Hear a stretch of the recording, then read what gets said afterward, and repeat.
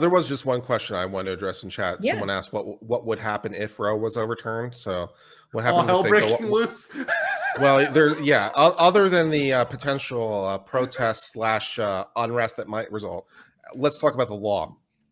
So if Roe is overturned, then it just reverts to state control. So there would be no federal law on the issue. It would be purely state. I think something like 22, 24 states have laws that basically instantly ban all abortion if Roe gets overturned. Something in that order of magnitude. 22? It's something like that. It's something like that. It's some number that's close to 25. It's about half. Non-coastal states, let's put it that way. Yeah, it's non-coastal states. So it's like 22, 24, something like that, states that instantly would ban all abortion. Some would ban to different degrees. Some would remain wide open. California apparently was talking about giving out, making it easy, giving out hotel rooms and paying for subsidies, travel and stuff like that. With taxpayer money, incidentally. So like, okay, I guess that's one way to spend your taxes, California. Sure. California so yeah, it would just revert to state level control. Taxes. It would be a state by state thing, and we would basically have the battle we were denied the first place. I continue to maintain that even if you think Roe was correctly decided, it was a pragmatic fail, because at the time, I believe 4 states had abortion, and I think one of them was Alaska for some reason. But I think it was like Alaska, Washington, maybe Illinois, and there's like one other. So of the 50 states that we had, only 4 had abortion. So you're basically overturning 46 states, and you haven't been able to convince people through the legislative process. So if Roe had never happened, what would have happened in the various legislative processes of the various states? Who knows? Who knows? Maybe the states would have been convinced, but they were basically denied the chance in the first place. So then becomes the long, hard slog of actually persuading people. Whoa, So who knows what will happen in the future? Yeah. So yeah, and that's a very good point, that there are a number of states that nothing would change, like California and New York. Nothing would change for the standards of abortion there.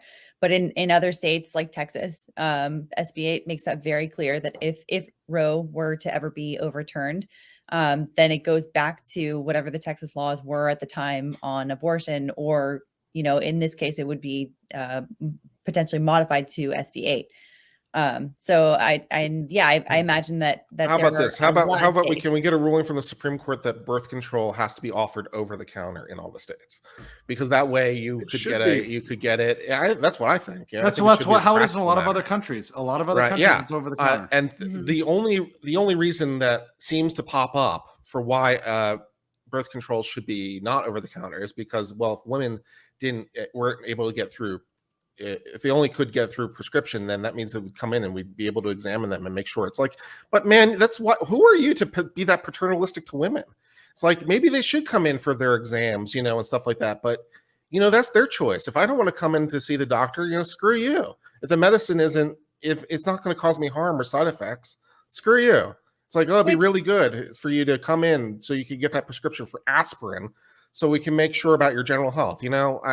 Yeah. So if we could get birth control over the counter, that would be great. And Walmart incidentally sells birth control off with no insurance for $4 a month. So just a FYI there. In case anyone's looking for it. Yeah. No, and there are potential side effects with birth control. Headaches, it can cause, depending on cause strokes. You have, right? I have a very good friend who in college had a pulmonary embolism, and part of it was because she was on birth control. So there are risks to it. She was also on a very long flight, so it was the combination of the two. But she was a very healthy person, was a student athlete and everything. So it's kind of shocking that happened to her. So that is a possibility, that kind of stuff, and actually, I remember several years ago, I saw something about how someone had done test trials on basically doing the same sort of medicine, but for men instead of for women.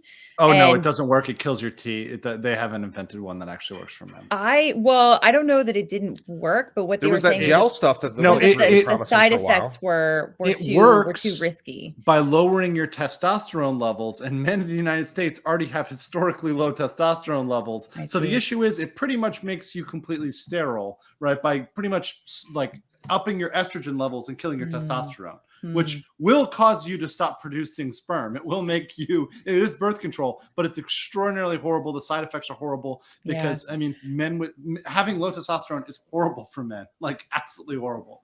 There's lots of bad side effects, which is a difference with the genders, you know, which was once again a huge debate, right? I mean, it does wreak havoc on women's hormones too. I will say that.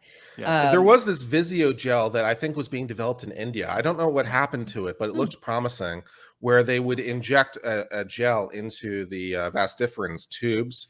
And what I understood is that the gel was kind of like a matrix or something. And so as the sperm would come through, basically it would overheat and die because of the nature of the gel. So it could also be flushed out with saline solution. So it's basically like a vasectomy without, you know, the more permanent repercussions.